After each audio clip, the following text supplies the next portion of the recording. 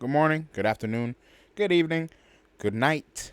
Welcome back to the Moonlight Hours podcast with me, your host, Moses Espiritu Santo. Welcome back to today's episode, everybody. Hope you guys are doing great.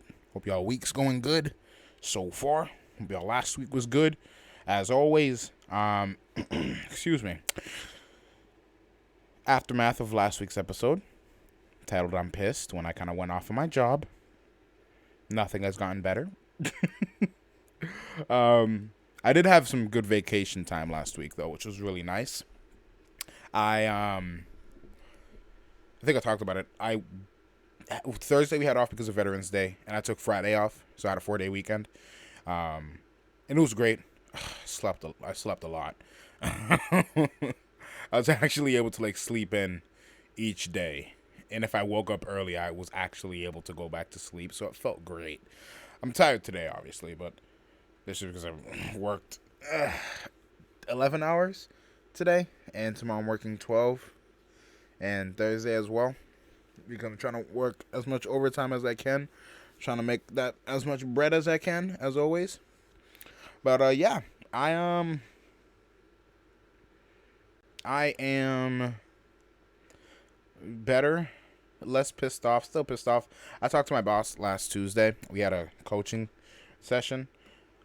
Or we just listened to my recorded calls and that were graded and stuff. And I brought it up to her. I was like, yeah, this happened. And she's like, oh, I said, yeah, and I'm not going to be getting the job, so it doesn't matter, in conversation. And she's like, oh, wait, you didn't get the job?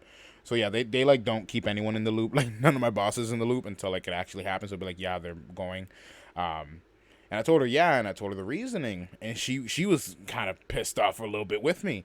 And she was like, that's not fair at all because it's not your fault. And I said, yeah, and I didn't want to tell them that it wasn't my fault because, at the end of the day, they want someone with that level of experience that I did not have. Even if it's not my fault that I didn't have that experience, it doesn't change anything. So I'm not going to argue with it, pretty much. So, talked to her about that. Expressed my rage, and she completely understood. I love my boss; she's great. And yeah, I'm cooled off. I'm pissed off at work because people are annoying. I'm still feel the same way. This is the most I've ever wanted to quit. But I just have a really good job paying and stuff, and I'm getting a raise December 1st, which is good. And hopefully my tax returns come in soon, and yeah. So I'm just done. What else? Sorry, I felt the breeze on my face. I always have my windows open. I close so I have a regular window. Just like a normal window in the wall leading outside.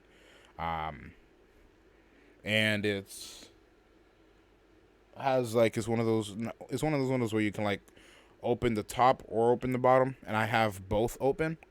So at the top there's a screen so nothing comes in, and at the bottom I have my air conditioner in, which is not getting any use, but there's those little things that you put on the side so it fully covers the window. I have that slightly opened a bit. And then my room is kind of awkwardly shaped. It's just like a rectangle, just long. So I have the biggest room in the house, but not by choice. It's just that this room is awkwardly shaped, so it's not really the master bedroom, I guess. But there's my roof ceiling, and there's a slanted part of the ceiling because my house is a triangle. And there's a little skylight there, and I have that open. So there's this constant airflow going through all the windows, which makes it be I'm in the outs. I feel in the outside, so the breeze comes in very, very nicely. And during the day while I'm working, through that skylight, which is pretty much right above me to the left a bit, I just constantly feel a breeze coming down on me. I have it closed at around 11 to 2, just because the sun is in that position where it's just shining in my eye the entire time.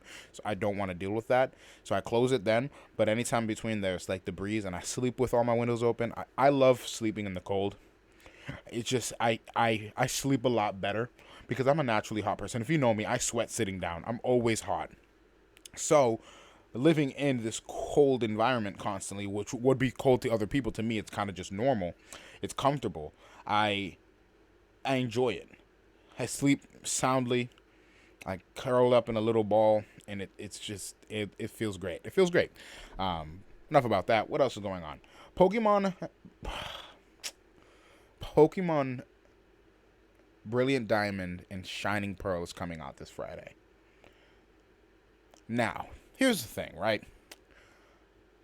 I don't like any of the new Pokemon games. I don't. Like XY, Sword, Shield. Like, I tried playing Shield. I tried. I just didn't like it. I didn't like it at all. I was like, this is just. I'm very much. I'm a boomer when it comes to Pokemon, dude. I love the old style, like Game Boy Advance, DS style Pokemon games where it's just like aerial view, walking around like that. I love it. I love it. And the fact that they're doing a remastered version. When I found out they're doing a remastered of Diamond and Pearl, I kid you not, almost crapped myself right then and there. I was so excited. I was so excited because I cannot wait to replay it in HD. And how it was when me and my brother were younger, when it came to Pokemon games, me and my brother have always loved Pokemon. My brother more than me, my older brother Aaron, he's loved it more than me. He like collected the Pokemon cards and everything, but I still very much loved Pokemon as well. We both shared that in common, even though obviously he loved it more than I did.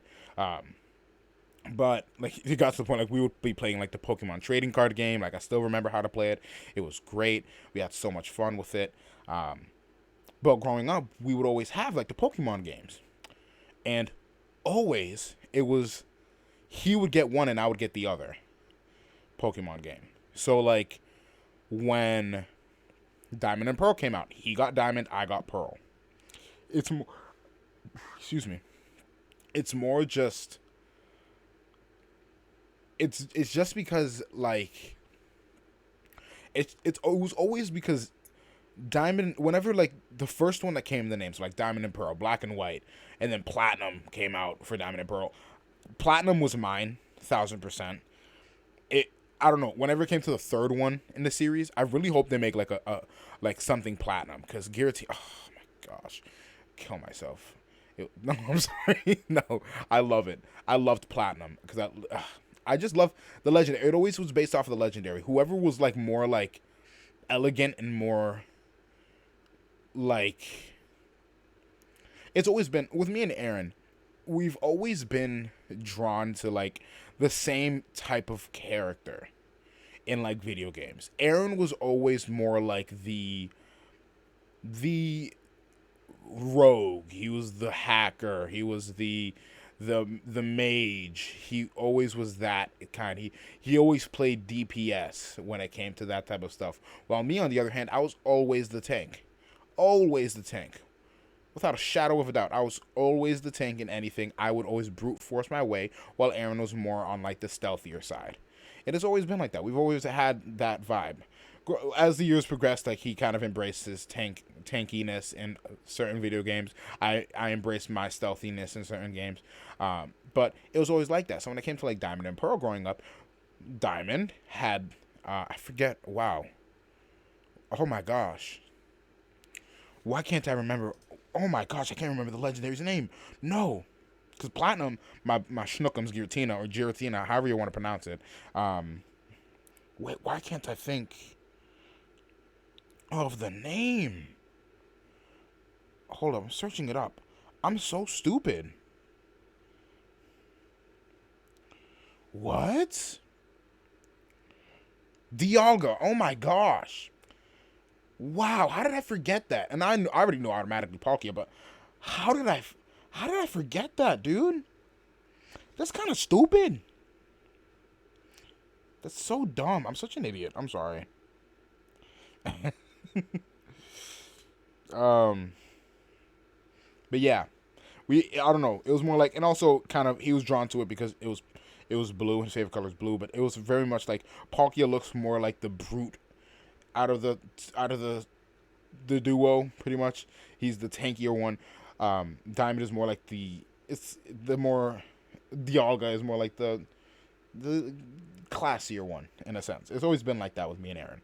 So like I texted him the other day. I was like, hey, just letting you know, when these come out, you're getting diamond, I'm getting pearl. Because it was the same thing when we were kids. Things need to stay balanced. And he was like, yeah, yeah, yeah. And I was like, yeah, it's gonna happen. So if I catch him getting pearl, you best know I'm gonna kill him. I'm gonna kill him. He's just gonna die over a video game.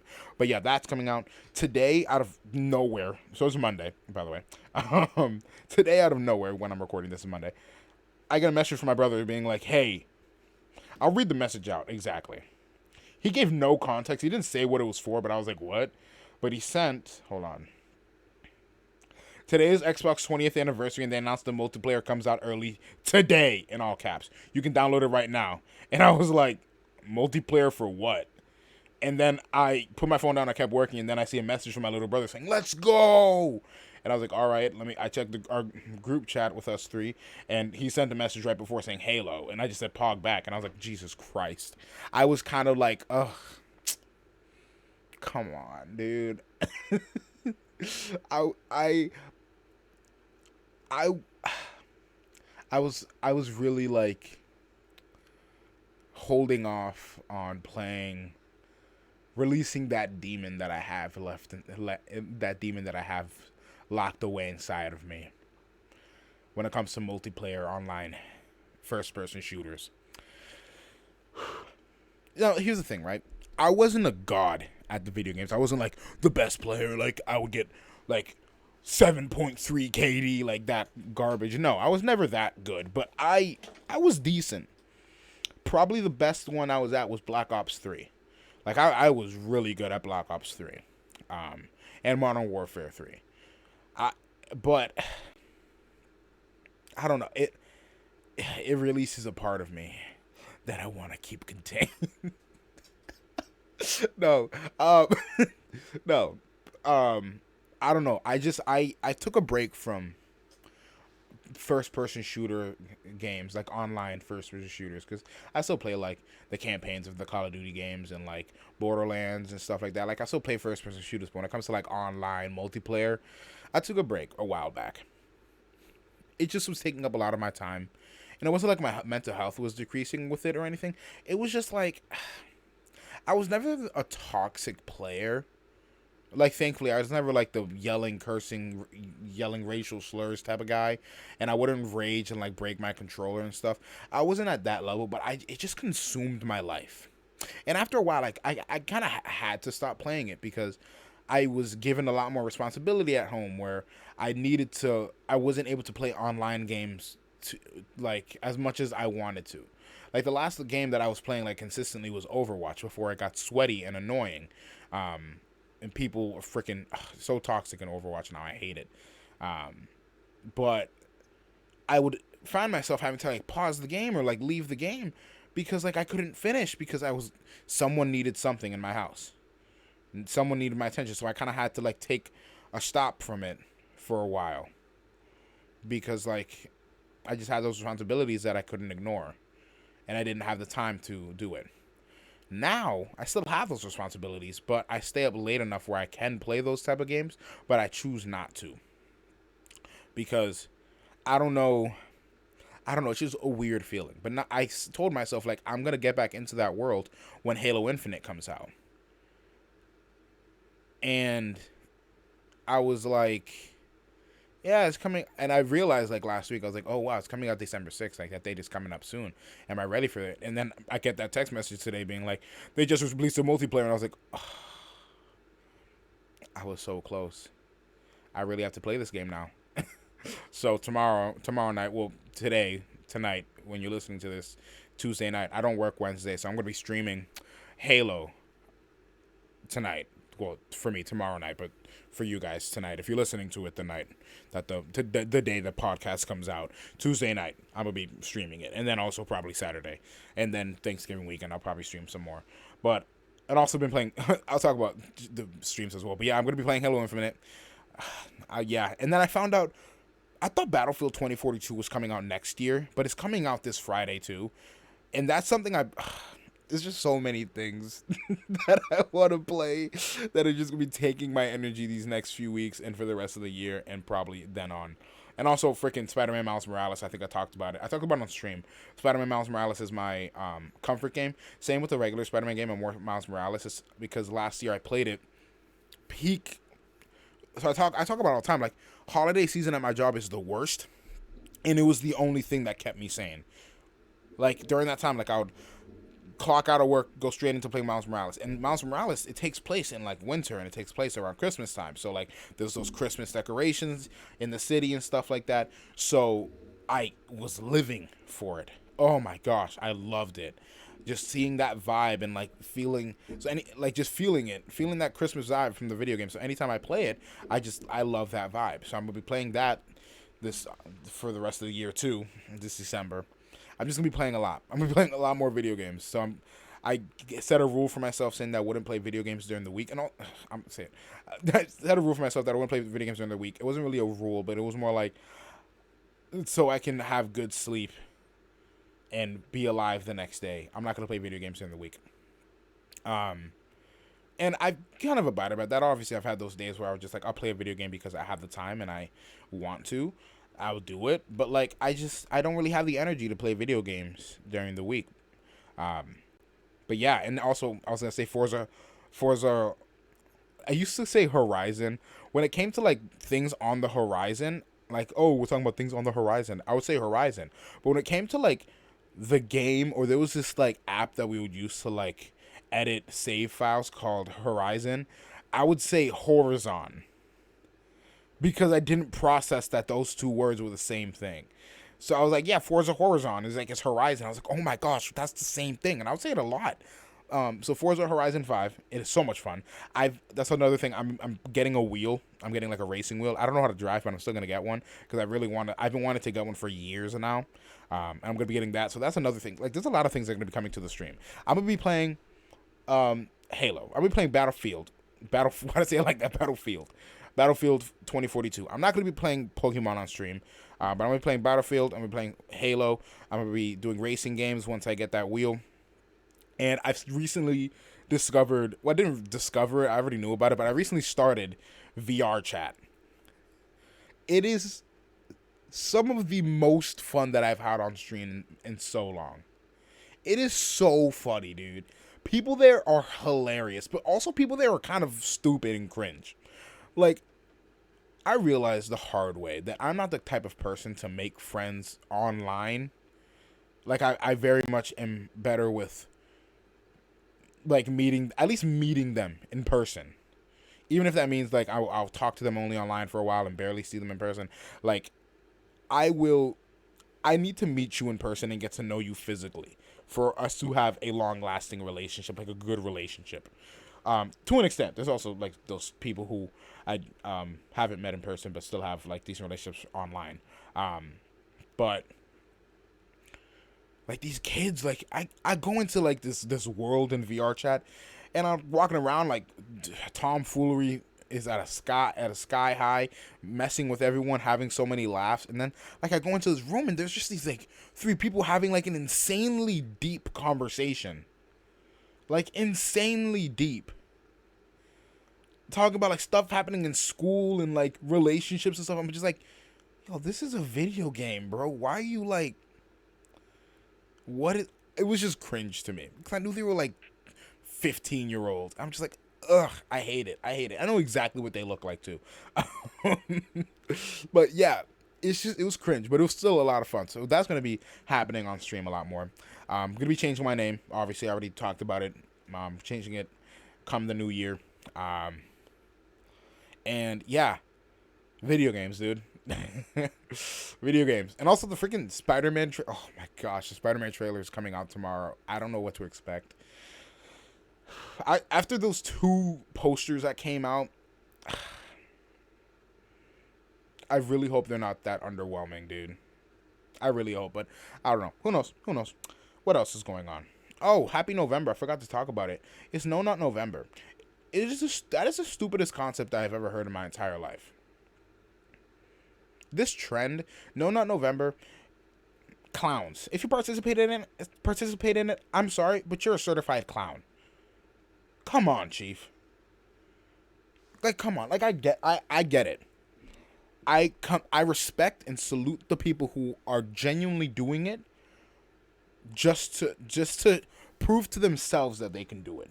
Not for the trend. They're participating in the trend, but for themselves. Because there are those people who are doing it, like taking a break from like porn and stuff for their mental health, and that's good. But for the people who are genuinely doing it, like, just for the meme, and, like, making those group chats with the boys being like, oh, we lost a soldier today, boys. Stay strong. Like, that garbage.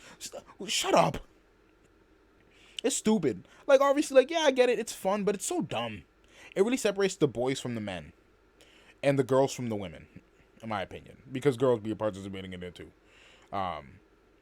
It's just stupid. It's clown behavior, in my opinion. Like, bro, nut all you want.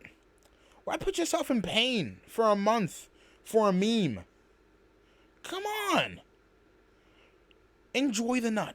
Prosper in the nut. Oh my gosh. It's just stupid to me. It's just stupid. It's a stupid concept. Like, you got No Shave November. No Shave November, I understand. I'm technically participating in it right now. I get it.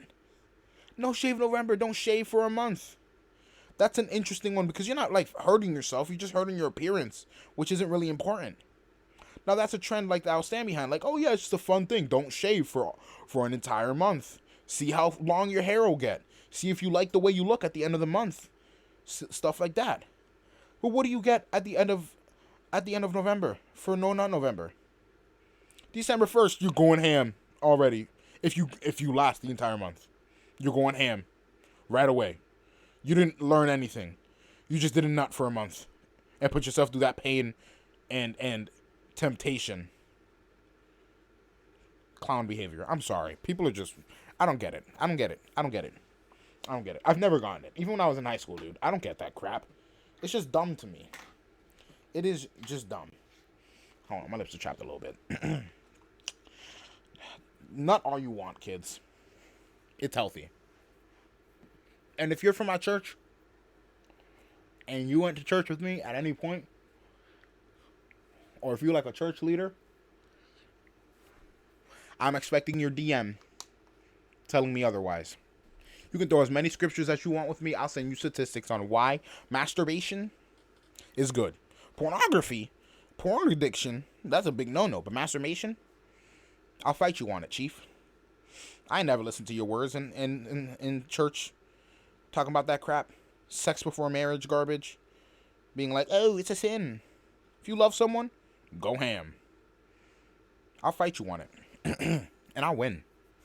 I will win. Like, it sounds like I don't believe it. I do believe in God. I still got faith in my Lord. My man up there. My mans. But the crap they teaching you in church, it's a no-no. Some of that crap is just crap. It's simply that. It ain't true.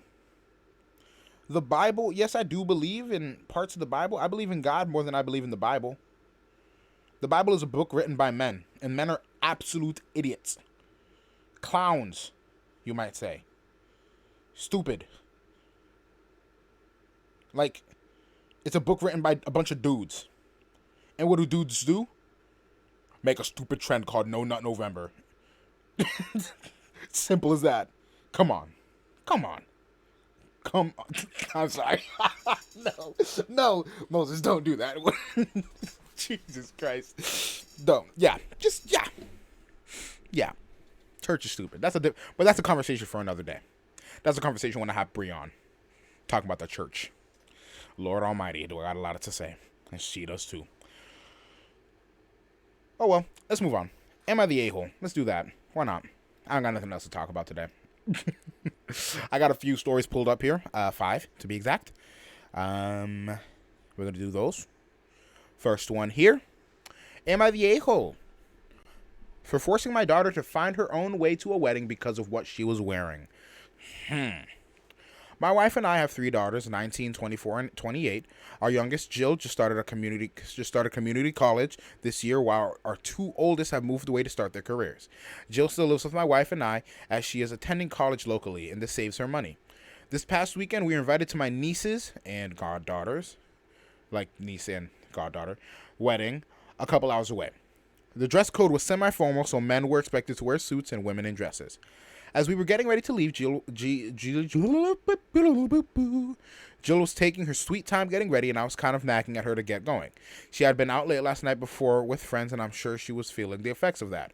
When she was finally ready to go, she was wearing some kind of black spaghetti strap halter top thing with leggings. I told her that was not appropriate outfit for her cousin's wedding, and that she needed to change into something else. She told me she doesn't have anything else to wear, and I don't get to police what she's wearing. I told her that judging by the amount of dirty clothes on her floor and in her closet, she clearly has other options. She didn't plan enough ahead to figure something out. I told her it was disrespectful to her cousin, the bride, to wear something so revealing and tacky to their wedding. Interesting. Joe called me a jerk and said no one is going to care what she's wearing, and if people focus on her clothes more than the bride, that's their problem, not hers.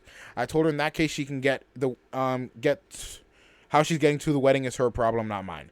She asked what that meant. I told her that if that's what she wants to wear, she's going to have to find her own way to the wedding, because I'm not going to arrive with my daughter looking like she is about to hit a club at 2 a.m. instead of attend her cousin's wedding. My wife chimed in at this point and told us both to calm down. She told me I was being overbearing, but also told Jill that she did not agree with her choice of attire either, and reminded her this is a semi-formal event. She told Jill she would help her find a different option that would be better suited for this. Jill scoffed at that and went to her room and closed the door. I went and knocked and told her she has 15 minutes to be ready or leaving without her. She yelled at me that I was being an a-hole, so I went outside to wait. After 20 minutes, I went inside. Jill was still in her room. I told my wife that I'm leaving and she can either come with me now, or her and Jill can figure out their own plans. My wife asked what Jill is supposed to do. I said she can take an Uber for all I care at this point. My wife reluctantly left with me, and I could tell she felt guilty about the whole thing. Jill ended up not coming to the wedding, and both her and my wife blamed me for it. I don't think I was the a-hole here, though. You are the a-hole. You are.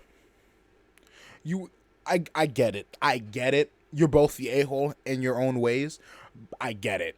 Your daughter was very much irresponsible. She should have planned accordingly for this wedding if she knew she was going to be going and she knew the outfit choice, the formality of it. But the husband was being, you my man, father, you're being a bit too strict. Like, I get it, but you're being a bit too strict and aggressive. You got to tone it down a little bit. Threatening to leave without her, I understand. But then leaving without her because she can't take too long, I get it.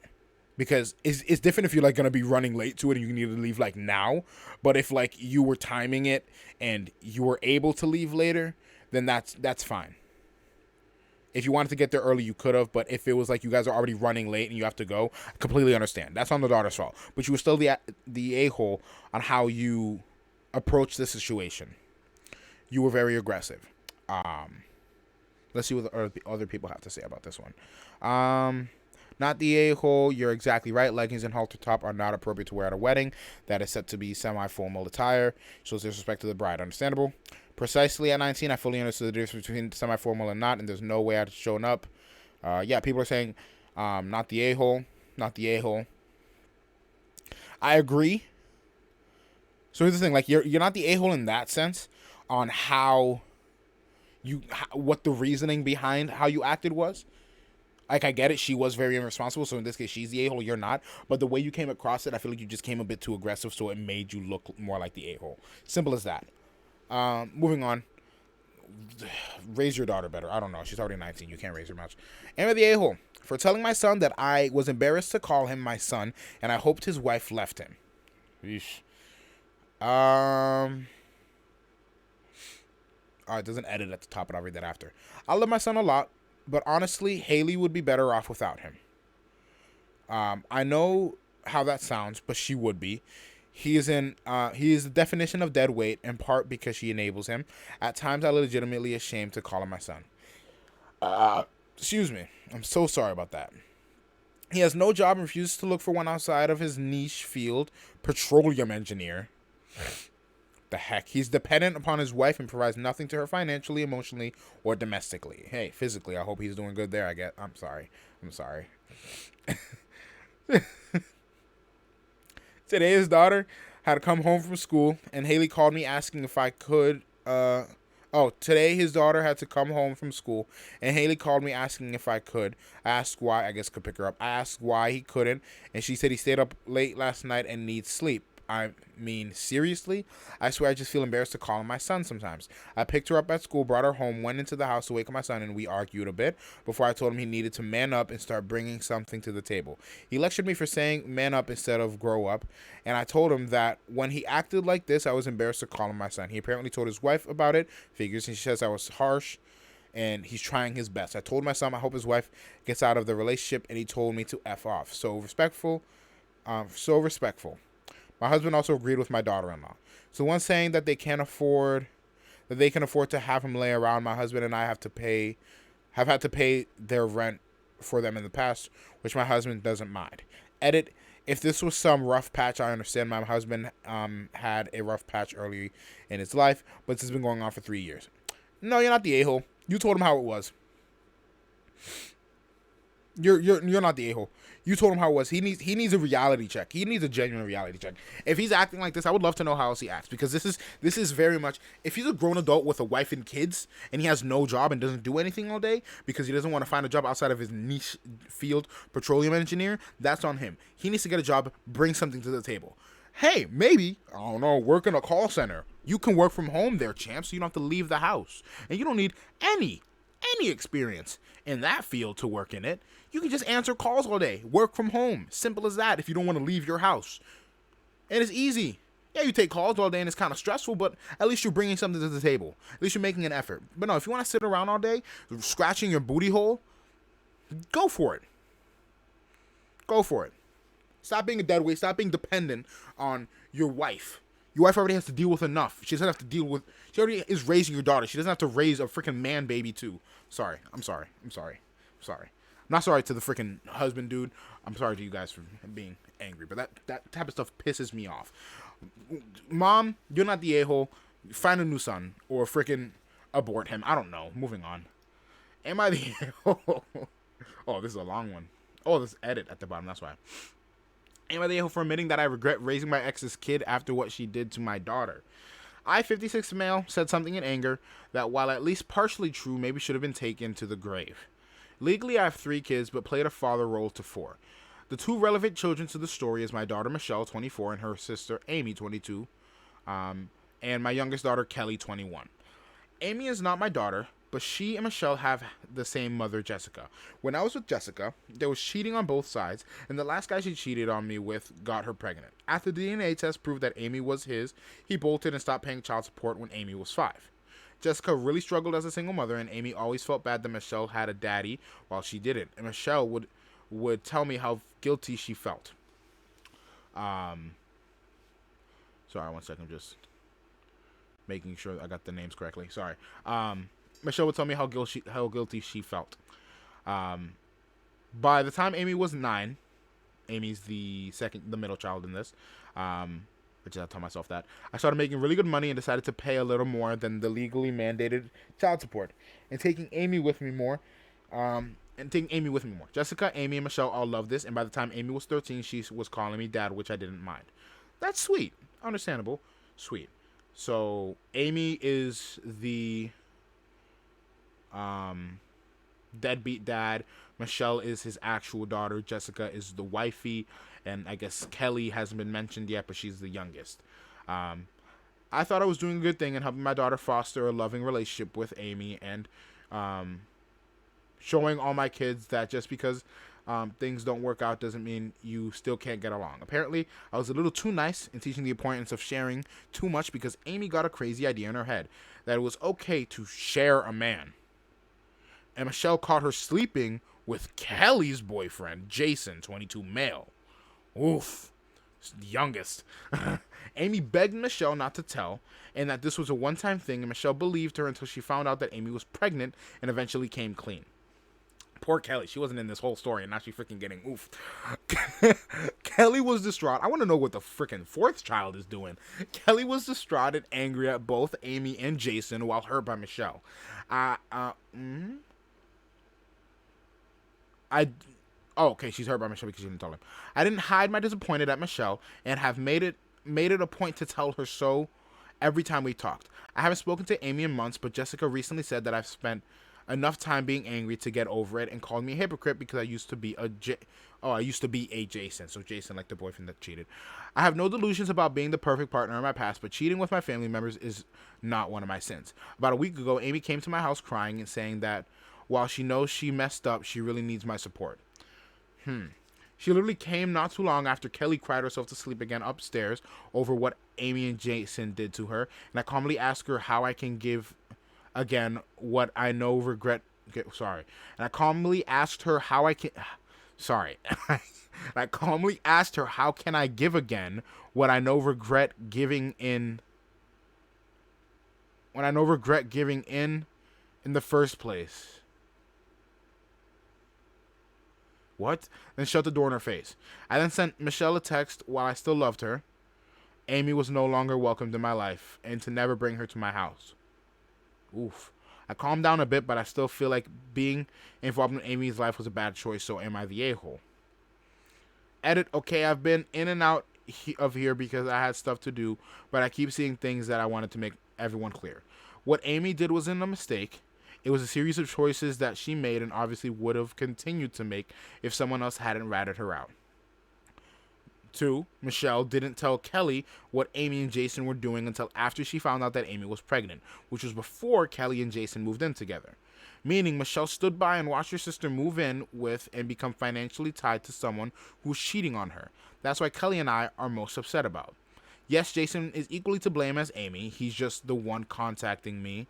He's just not the one contacting me or showing up at my doorstep. Amy and Kelly are not sisters, not by blood, and certainly not in spirit, as Kelly wants nothing to do with her.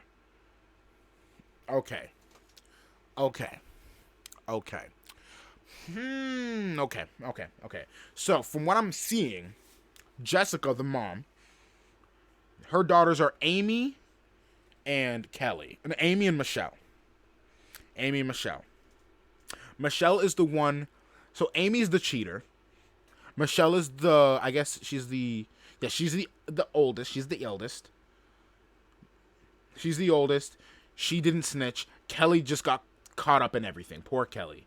I feel bad for Kelly in this because she wasn't even like a big thing. She's the father's daughter in this case. She's not blood tied to Amy. She's blood tied to Michelle through the father. So Kelly has a different mom. So let's go through this.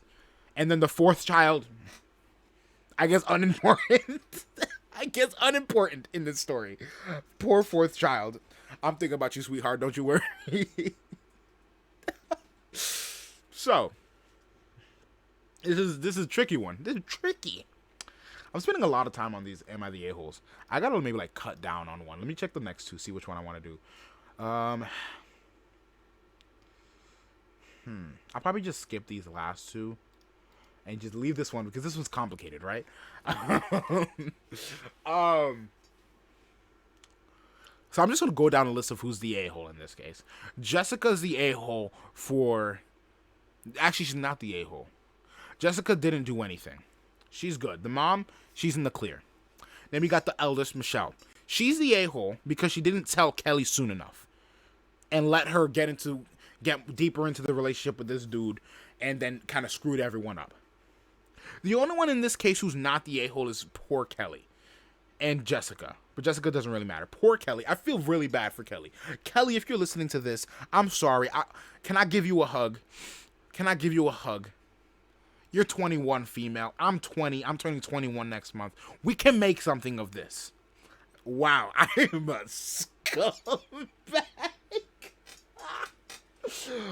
Wow, I'm a scumbag. I'm sorry, ignore that. My incel came out of... Oh my gosh. My incel came out a little bit there. I'm very sorry, Kelly. You hurting right now, boo-boo. I'll give you a hug, but that's it. Michelle's a-hole. Amy's the a-hole because she cheated. and I think he was saying that out of anger, being like, I shared with her so much that she thought that sharing was caring, so she shared her boyfriend. I think he was just saying that out of anger. But it is understandable. You're the a-hole because you cheated. You didn't cheat, but you slept with your sister. You're not by blood. Still pretty much technically siblings. You cheated on... You slept with her boyfriend. That ain't okay, Chief. You deserve everything that's coming to you. Bottom line. Jason, you're obviously the scumbag. You cheated. Get out of my face.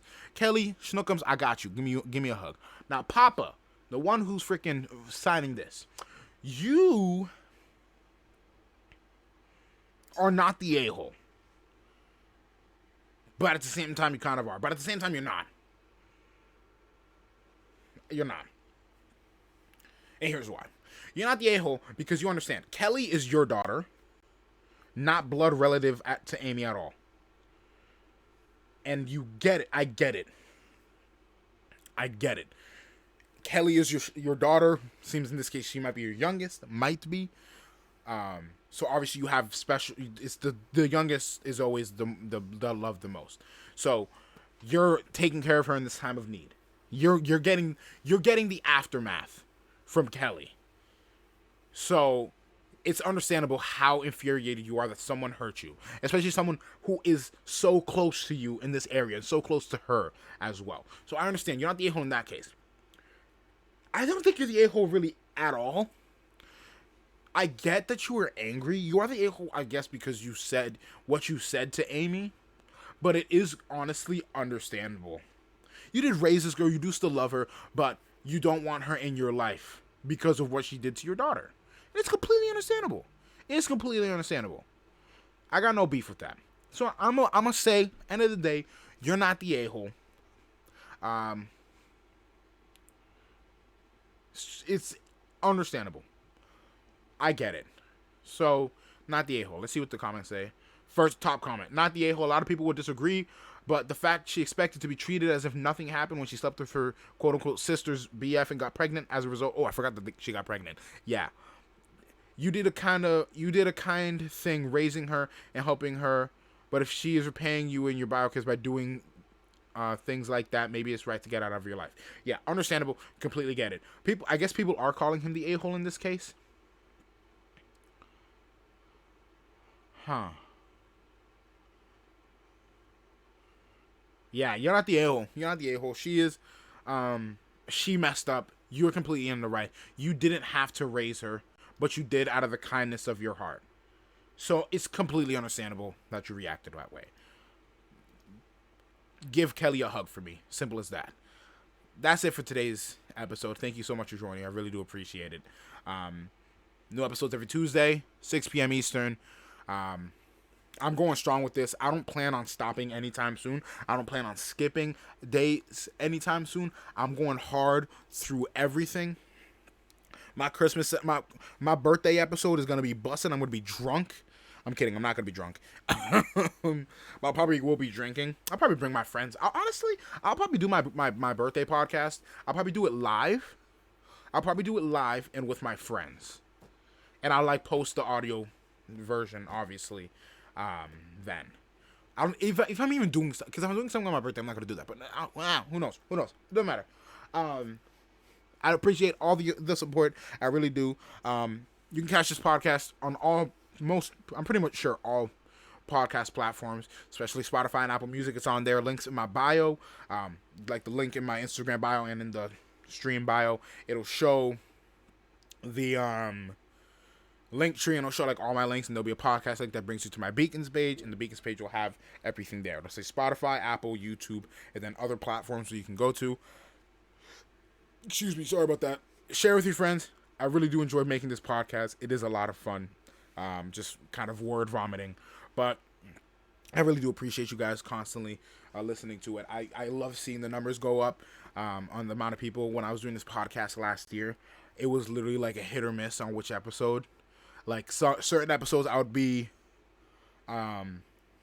like Like a lot of people listen to it, and the next episode nobody will listen to it. Like zero listens. The next episode, like 2 people, and then the next episode 7.